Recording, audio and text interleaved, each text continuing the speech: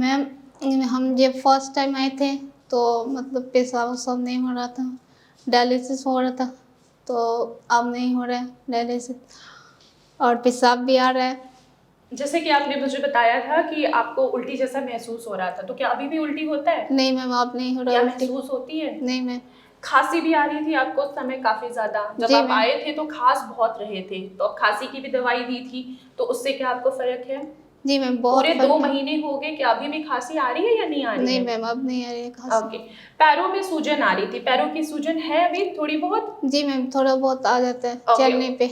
हाँ, चेहरे पे मैं अभी देख रही हूँ कि अभी भी आपके चेहरे पे स्वेलिंग आ रही है। चेहरे की स्वेलिंग इस मंथ में कम्प्लीटली क्योर हो जाएगा। ठीक। और डायलिसिस कब बंद हो गई? जब आपने हमारी मेडिसिन स्टार्ट की थी 1 महीने बाद बंद हुई या नहीं हुई? जी मैम, 1 महीने बाद हो गया और डायलिसिस।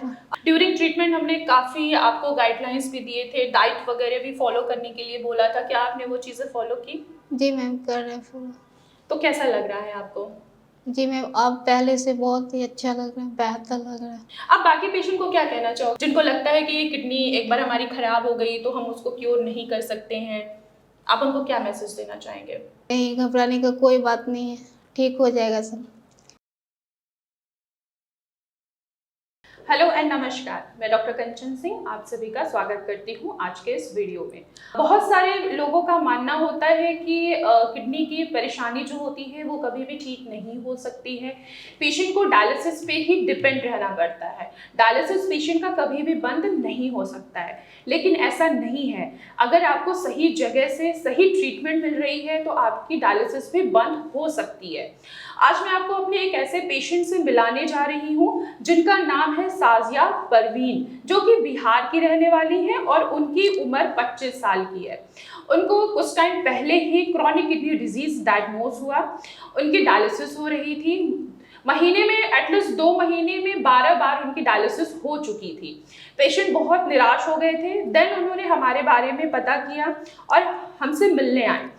14 फरवरी 2025 को जब वो मुझसे मिलने आए तो उन्होंने खुद बताया, पेशेंट ने खुद बताया मुझे कि उनकी जो डायलिसिस है 12 बार हो चुकी है, वो भी 2 महीने में।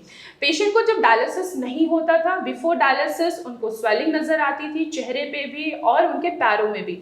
खांसी की परेशानी हमेशा बनी रहती थी, जिसके वजह से उनको सांस लेने में भी दिक्कत होती थी, उल्टी जैसा महसूस करती थी, कभी कभी वॉमिट भी हो जाता था, मस्कुलर क्रैम्प्स पड़ते थे, कमजोरी बहुत ज़्यादा होती थी और पेट में भारीपन महसूस होता था क्योंकि पानी भरा हुआ उनको लगता था। साथ ही साथ जो उनका यूरिन का आउटपुट था वो काफ़ी हद तक कम हो गया था और उसके वजह से उनका जो पैरों में स्वेलिंग भी उनको महसूस हो रही थी। लेकिन 1 महीने की ट्रीटमेंट लेने के बाद जब वो आए थे मेरे पास, उन्होंने विजिट किया 17 मार्च 2025 को, तब उनको नौजिया भी महसूस नहीं हुआ, वॉमिटिंग भी नहीं हो रहा था, पेट में थोड़ा बहुत भारीपन महसूस हो रहा था और यूरिन का फ्लो जहाँ बिल्कुल आना ही बंद हो गया था, कहीं यानी कि कम हो गया था, उनका यूरिन का आउटपुट भी अच्छा होना स्टार्ट हो गया। अकॉर्डिंग टू पेशेंट 1000 ml के करीब उनका यूरिन आना स्टार्ट हो गया, तो उन्होंने डायलिसिस स्टॉप कर दिया और आज की डेट देखिए 2 महीने हो गए हैं मुझे उनको ट्रीटमेंट देते हुए। अब उनका जो यूरिन का आउटपुट है वो 2000 ml पर डे हो गया है और साथ ही साथ कोई भी सिम्टम्स नहीं है। क्रेटिनिन का वैल्यू 2.01 के करीब हो गया है और यूरिया 50.84 के करीब हो गया है। जब वो स्टार्टिंग में मेरे पास आए थे तब उनका जो क्रेटिनिन था वो 4.26 था और यूरिया 62 के करीब था। तो आइए चलिए जानते हैं पेशेंट की ही जुबानी कि उनका भारत होम्योपैथी में कैसा सफर रहा। नमस्कार प्रवीण। नमस्ते मैम। कैसे हो आप अभी? जी मैम, ठीक है। आप चलिए अपने बारे में बताइए, अपनी जर्नी के बारे में बताइए।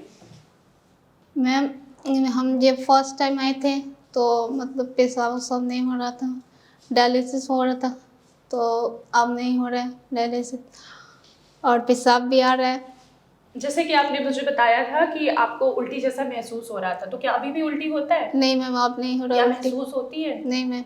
खांसी भी आ रही थी आपको उस समय काफी ज्यादा? जब जी आप मैम। आए थे तो खांस बहुत रहे थे, तो अब खांसी की भी दवाई दी थी, तो उससे क्या आपको फर्क है?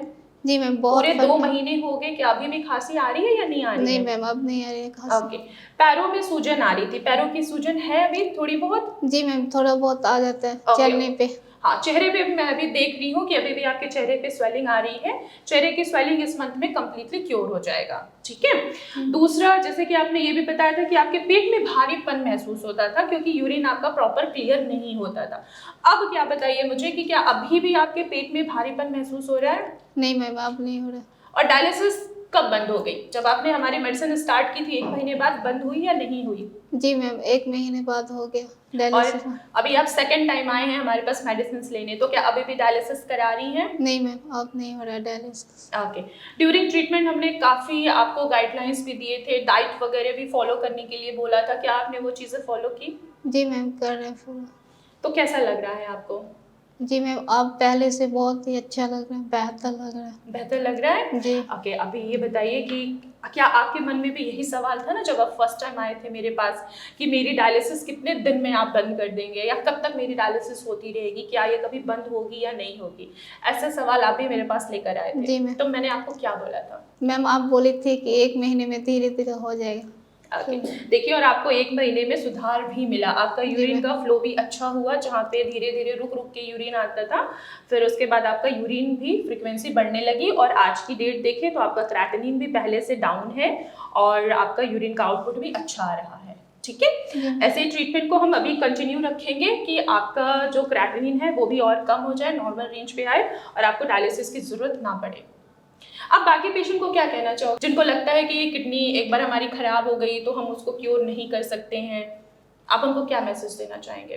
नहीं, घबराने का कोई बात नहीं है, ठीक हो जाएगा सब।